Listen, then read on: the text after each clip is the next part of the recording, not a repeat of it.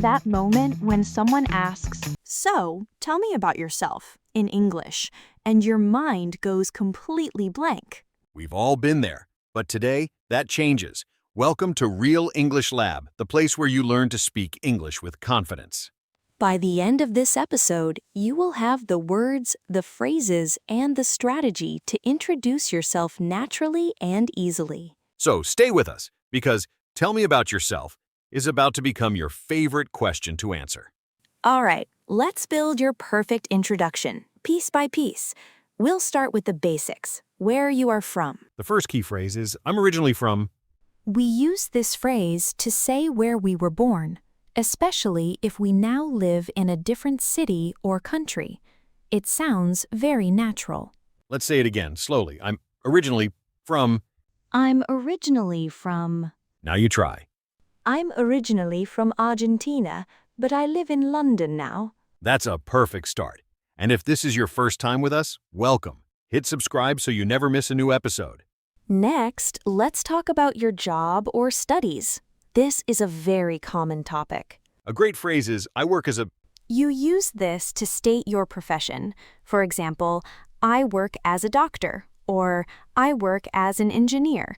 If you're a student, you can simply say, I'm a student. Let's practice the first one slowly. I work as. I work as a. Now you try. I work as a software developer for a tech company. This tells people how long you have lived in your current location.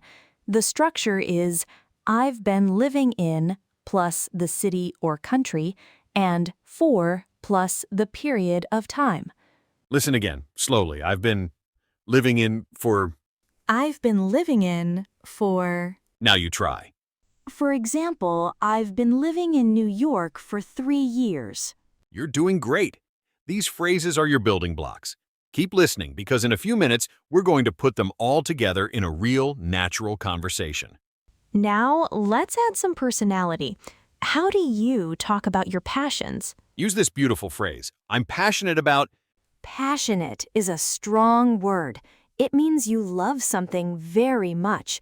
This is great for talking about hobbies or subjects that are important to you. Slowly now, I'm passionate about.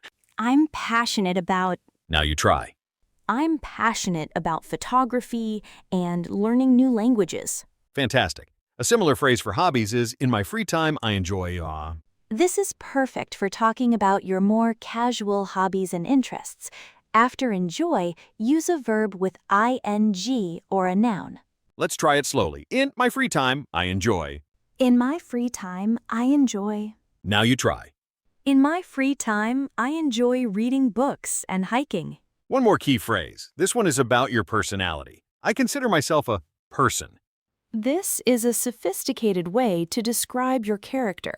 You can use adjectives like creative, organized, friendly, or curious. Slowly. I consider myself a person. I consider myself a person. Now you try. I consider myself a friendly and open-minded person. Wonderful. Now you have the essential vocabulary. Let's hear these phrases in a real conversation. Hello, is this the language exchange event? Hi, excuse me, is this seat taken? Oh, no, it's free. Please have a seat. Thanks. It's a great event, isn't it? I'm Alex, by the way. Nice to meet you, Alex. I'm Sophia. Yes, it's my first time here. It's really cool. Sophia, that's a beautiful name. Are you from around here? Thank you. No, I'm originally from Colombia, but I've been living here for about 2 years. What about you? Now, let's pause and practice that key line from Sophia. I'm originally from Colombia. Repeat after me. I'm originally from Colombia. Now you try. An alternative way to say this is, my hometown is in Colombia. Now back to the conversation. Listen closely to how Alex and Sophia ask follow-up questions. That's the secret to keeping a conversation going. And stay tuned, because after this, we'll tackle some really tricky situations, like job interviews. Colombia. Wow, I'd love to visit one day. I'm from here, born and raised. So, what do you do here, Sophia? I work as a graphic designer. I really like it. And you? That's interesting. I'm a marketing student at the local university. I'm in my final year. Oh, marketing. That's great. So, besides studying, what do you do for fun? Well, I'm passionate about music. I play the guitar in a small band with some friends. No way! That's so cool. I love live music. For me, in my free time, I enjoy taking pictures. I am passionate about photography. My English is sometimes. Hey, don't worry at all. Your English is fantastic. And passionate about is perfect. That's a very common mistake. Let's quickly practice that corrected line. It's a very important one. Listen to the natural phrase, I'm passionate about photography. I'm passionate about photography. Repeat after me, I'm passionate about photography. Now you try. A simpler alternative is, I really love photography. Okay, back to Alex and Sophia. Thanks, Alex. I consider myself a creative person, so photography is a great way to express that. That makes sense, especially for a graphic designer. Well, Sophia, it was really great meeting you. I should go find my friends. You too, Alex. It was a pleasure. Enjoy the rest of the event. Thanks. Hey, maybe we could connect on LinkedIn? It would be cool to see your design work. Yes, definitely. Just search for Sophia Rojas. Perfect. I'll add you. Talk to you later. And that's how a natural conversation works. Notice the flow from basics to jobs to hobbies, and finally, a friendly closing. Now, let's move to our problem-solving section. We're going to tackle some of the most difficult situations you might face. First, the classic formal situation, the job interview. The interviewer leans forward, asks, "So, tell me about yourself." This next one is a classic problem. How do you talk about your hobbies if you think they are not special? We have the perfect solution for you. But first, the job interview. In this context, they don't want to know about your hobbies. They want to know about your professional story. A great way to start is with a professional summary. Here is an excellent phrase to use.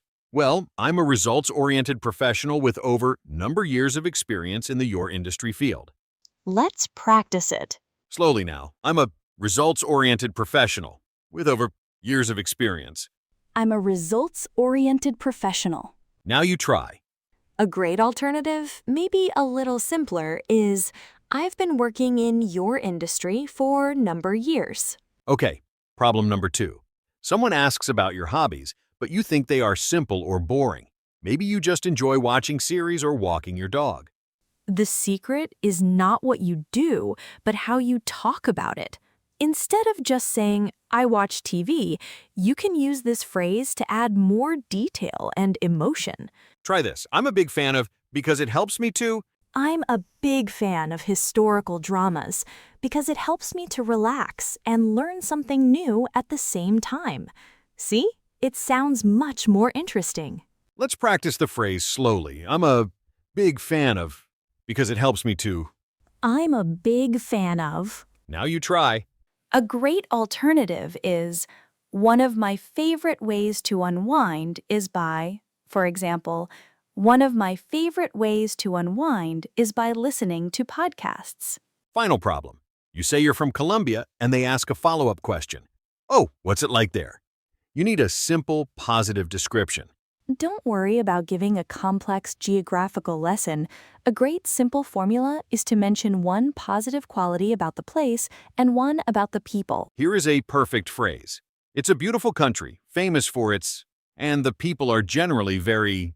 It's a beautiful country, famous for its amazing coffee, and the people are generally very warm and welcoming. Let's practice that.